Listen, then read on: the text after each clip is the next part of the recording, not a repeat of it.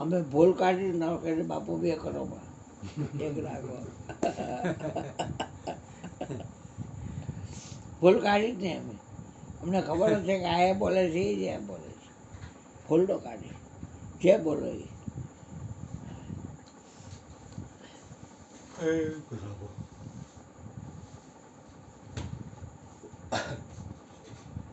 આપણે સંસારમાં હોય તો કંઈ પણ મેળવવું હોય તો કંઈક ને કંઈક મહેનત કરવી પડે. ઘર હલાવવું હોય તો મહેનત કરવી પડે.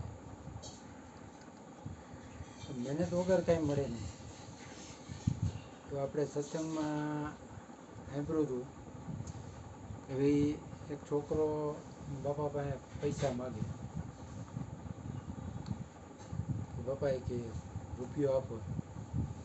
પછી આ રૂપિયાને કાંઈ ન આવે ફોની નોટ રાખો.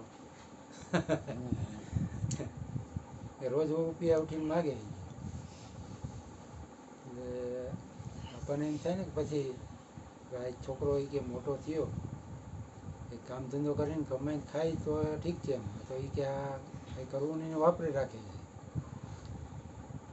એટલે એક દી પછી બાપા એ કે જવા દે કે પૈસા નથી તારે કરવું એમ કર.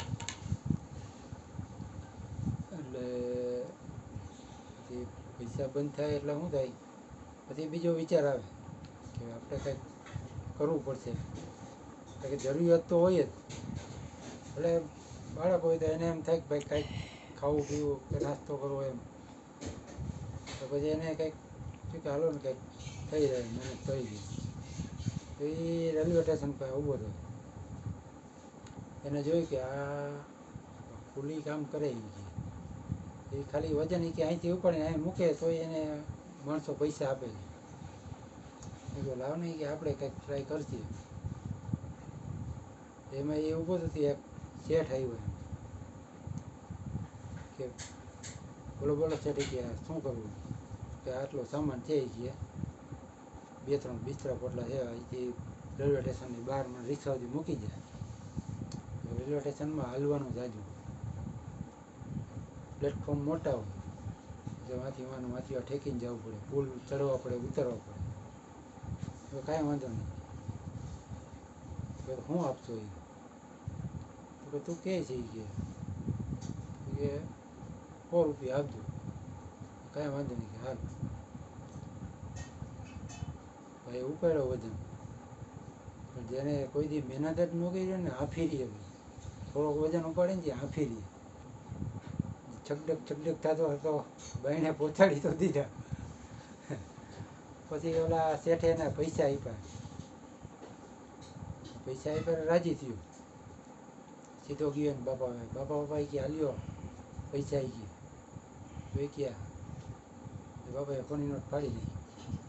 અરે એ કે બાપા શું કર્યું તમે એ કે તમને ખબર હે કેમ આવ્યા એ કે તો કે દીકરા તને એ સમજાવવા હું કહેતો હતો કે આ કેમ આવે છે તને ખબર પડે કે એમને ઉડાડે રાખે છે. એટલે જ્યારે આપણે મહેનત કરીને કમાય ને ત્યાં આપણને એની કિંમત થાય. એવું જ આજે અહીંયા સત્સંગની લાઈનમાં એમ જ હોય. બાપુજી ગુરુજી આપણને જ્ઞાન તો આપી દીધું. તો પછી એ કે ભાઈ તમને રસ્તો દેખાડી દીધો હાલવું તો તમારે જ પડે.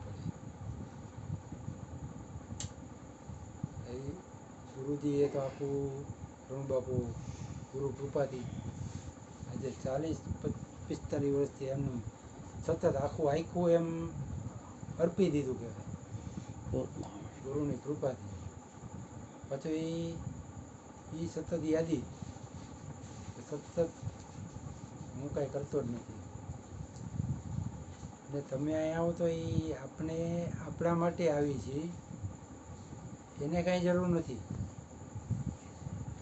તો ગુરુના વચને એની સત્સંગ હલાવે છે. અને અહીંયા આવવાથી આપણને કાંઈ નુકસાન નથી. એ 2 ઘડી આપણી સત્સંગમાં તો ગઈ. 1 ઘડી આધી મેં પણ યાદ તુલસી સંગત સંત કે કટે કોટી અપરાધ.